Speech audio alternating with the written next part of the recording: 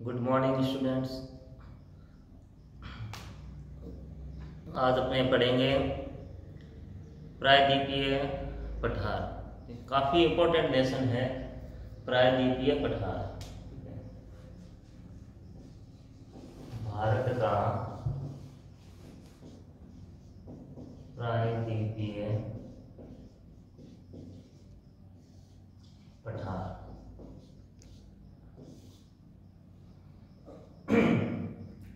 भारत का जो प्रायद्वीपीय पठार है, ये जो भारत की सबसे प्राचीनतम भौगोलिक संरचना है।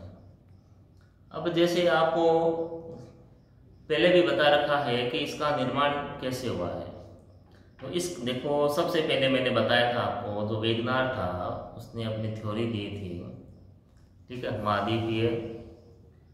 महाद्वीपों के बारे में उसने बताया था कि जो महाद्वीप थे वो सारे आपस में जुड़े हुए थे, ठीक है। तो उनमें क्या भू हलचलों से वो उनमें विखंडन हुआ और एक स्थान से दूसरे स्थान पर वो गति करके चले गए। तो जो भारत का जो प्रायद्वीपीय जो भाग है, ये वाला जो भाग है, ये सबसे प्राचीनतम भाग है भारत का, ठीक है, सबसे प्राचीनतम भाग है। और ये गोंडवाना लैंड का भाग है, गोंडवाना लैंड, ठीक है। जो देखो थ्योरी थी इसकी वेगनार की, इसमें देखो क्या था, जो उत्तर की ओर जो भाग था उसको अंगारा लैंड, अंगारा लैंड कहा गया, ठीक है। और जो दक्षिण की ओर भाग था उसको इसने गोंडवाना लैंड कहा। ये था इसका, ठीक है, अंगारा लैंड और गोंडवाना लैंड। तो भारत का जो दक्षिण का भाग है वो गोंडवाना लैंड का भाग है। फिर ये क्या हुआ, जो पेंजिया था उसने स्थल भाग को तो इसने पेंजिया कहा, ठीक है। और इसके चारों तरफ जो जलीय भाग था उसको पैंथालासा कहा था, पैंथालासा। और जो ये पैंथालासा है वर्तमान में ये क्या है, प्रशांत महासागर, पैसिफिक ओशियन, प्रशांत महासागर है, ठीक है। ये था कंडीशन। तो ये जो गोंडवाना लैंड है भारत की सबसे प्राचीनतम संरचना है। और ये जो भाग है ये जुड़ा हुआ था अफ्रीका महाद्वीप से, ठीक है। किससे? अफ्रीका महाद्वीप, अफ्रीका महाद्वीप। तो ये अफ्रीका महाद्वीप से जुड़ा हुआ था भारत का प्रायद्वीपीय भाग, ठीक। तो ये फिर अफ्रीका से अलग हुआ, ठीक है, अफ्रीका से अलग हुआ और ये उत्तर की ओर बढ़ने लगा, ठीक, उत्तर की ओर बढ़ा। एक देखो अफ्रीका के पास में एक मेडागास्कर द्वीप है, मेडागास्कर द्वीप, ये हिंद महासागर का सबसे बड़ा द्वीप है, ठीक है, सबसे बड़ा द्वीप, सबसे बड़ा द्वीप है इसका हिंद महासागर का।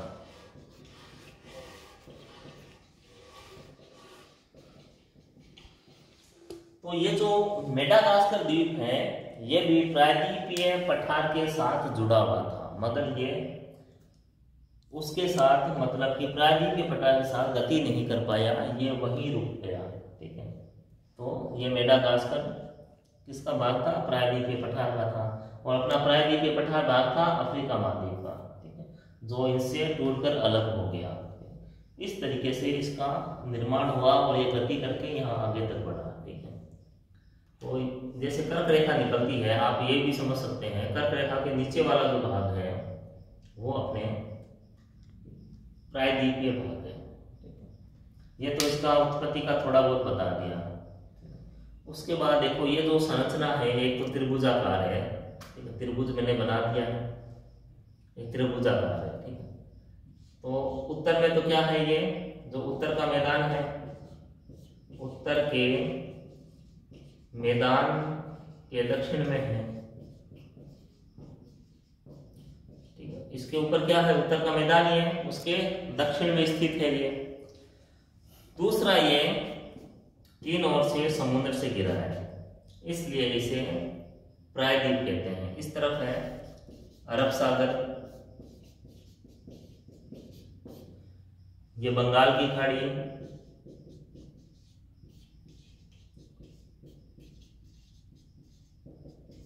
और नीचे आ गया अपना हिंद महासागर।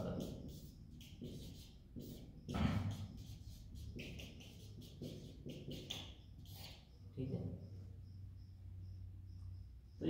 तो तीन ओर से घिरे होने के कारण इसको प्रायद्वीप कहते हैं। ठीक है, ये इसका ये। फिर देखो इसका है, एक तो देखो पठार है ये, इसका औसत ऊंचाई, इसकी औसत ऊंचाई है लगभग 740 मीटर तक, 740 मीटर तक इसकी औसत ऊंचाई है। इस पठार की यह औसत ऊंचाई है। ठीक है, तो अब देखो पठार क्या होता है। पठार की आकृति संरचना इस तरीके से होती है, एक टेबल की तरह, एक टेबल की तरह होती है, उसको पठार कहते हैं। यानी इसका जो ऊपरी सिरा होता है ना, वो समतल होता है, जिस पर जनसंख्या भी निवास कर सकती है। अब जो पहाड़ी भागों पर नहीं करती जनसंख्या निवास, क्योंकि वो कीपाकार होती है उनका आकृति ऊपर से, केवल पठारों पर जनसंख्या निवास कर सकती है। तो यहाँ पर भी जनसंख्या है जो कि निवास भी करती है, कृषि कार्य भी करती है, सभी कुछ यहाँ करती है। ठीक है, तो उसके बाद देखो अपने, जैसे ये प्राचीन भाग है, तो ये क्या है, एक तो इसका अपक्षय सबसे अधिक हुआ है, अपक्षय सबसे अधिक हुआ है। यहाँ की जो नदियां हैं वो तीव्रगामी नहीं है, उतनी तीव्रगामी नहीं है जितनी हिमालय की है। ठीक है, लेकिन यहाँ क्या है, पथरीला है, पहाड़ी है, तो यहाँ जलप्रपात सबसे अधिक बनते हैं, जलप्रपात यहाँ अधिक बनते हैं। ठीक है, जलप्रपात से क्या होता है, विद्युत बनाई जाती है, विद्युत यहाँ सबसे अधिक होते हैं। और उसके बाद देखिए इसके अंदर इसका जो देखो प्राचीनतम है ना ये पठार। एक तो क्या है, पठार क्या होते हैं, पठार जो होते हैं वो खनिजों से संपन्न होते हैं। खनिज यहाँ सबसे अधिक मिलते हैं, खनिज है, खनिज जो संपदा है सबसे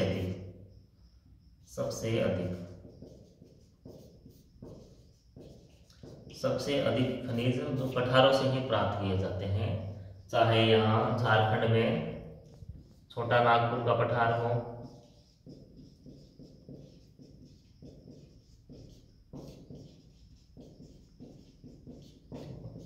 चाहे ये अपना दक्षिण का हो।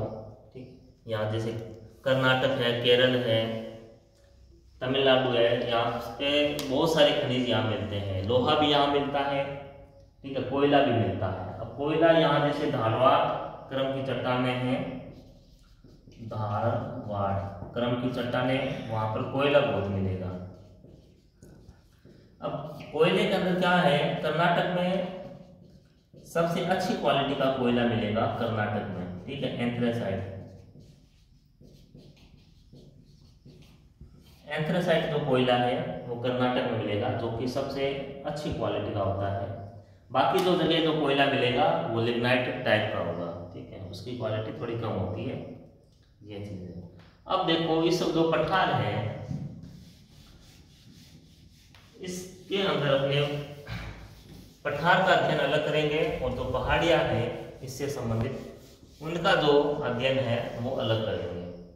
ठीक है, इसमें क्या है, कई पहाड़ियां भी है आएगी, जैसे अरावली की पहाड़ी आ गई यहाँ पे, इसको मिटा।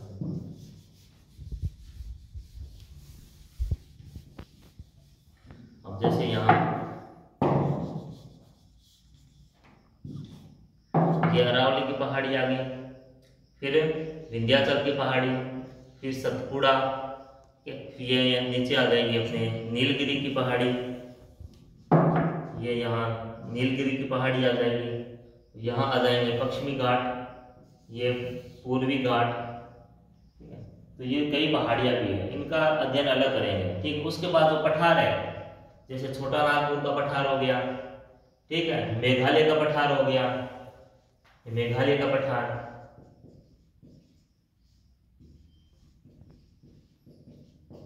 मेघालय का पठार, फिर यहाँ पर दंडकारण्य पठार,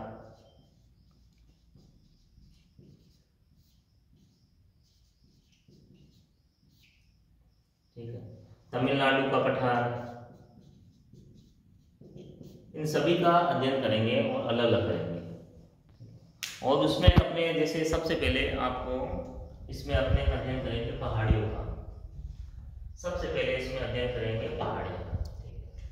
अब देखो पहाड़ियाँ कौन कौन सी आएगी, अरावली की पहाड़ी,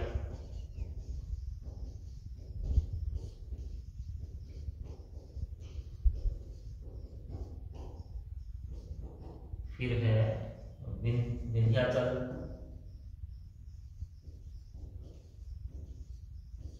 पहाड़ी, फिर है सतपुड़ा की पहाड़ी,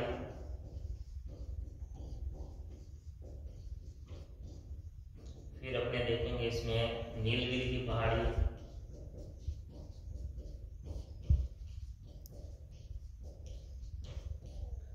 फिर इसमें हमें ये पश्चिमी घाट,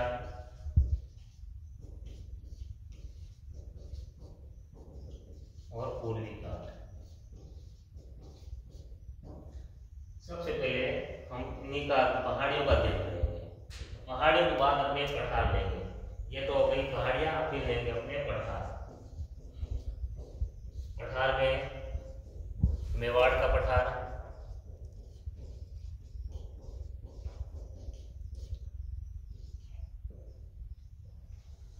फिर मालवा का पठार,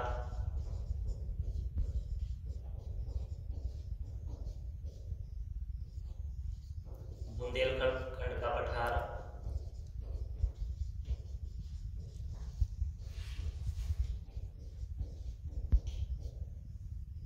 बघेलखंड का पठार,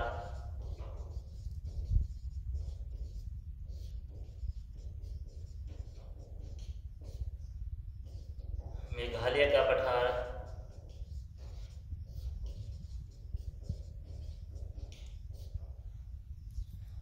छोटा नागपुर का पठार,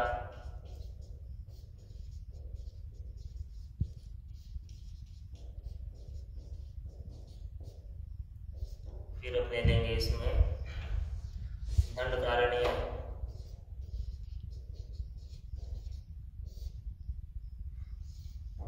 फिर दक्कन का पठार।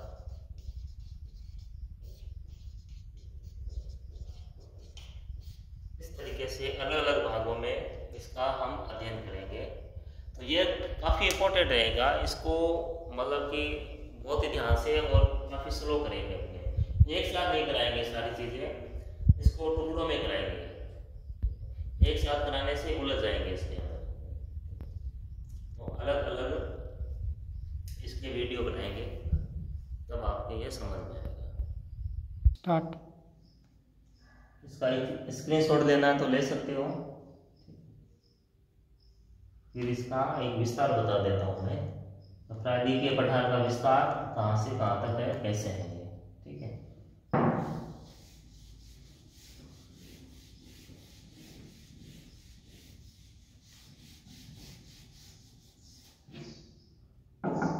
देखो इसका है विस्तार है,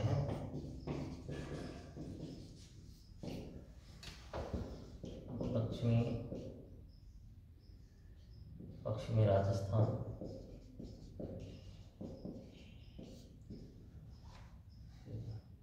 मध्य प्रदेश,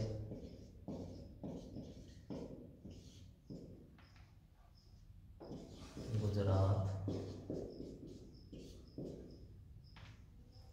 झारखंड,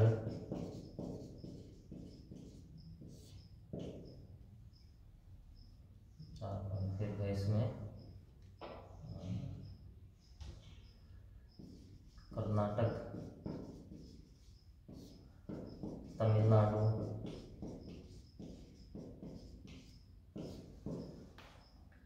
केरल, आंध्र प्रदेश,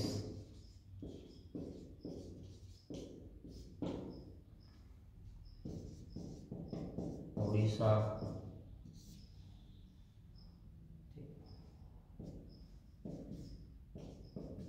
तेलंगाना,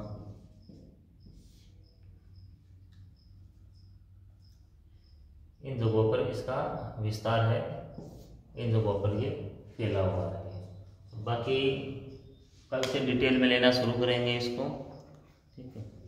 आज के लिए इतना ही है। घर पे रहे, स्वस्थ रहे और पढ़ते रहे। धन्यवाद।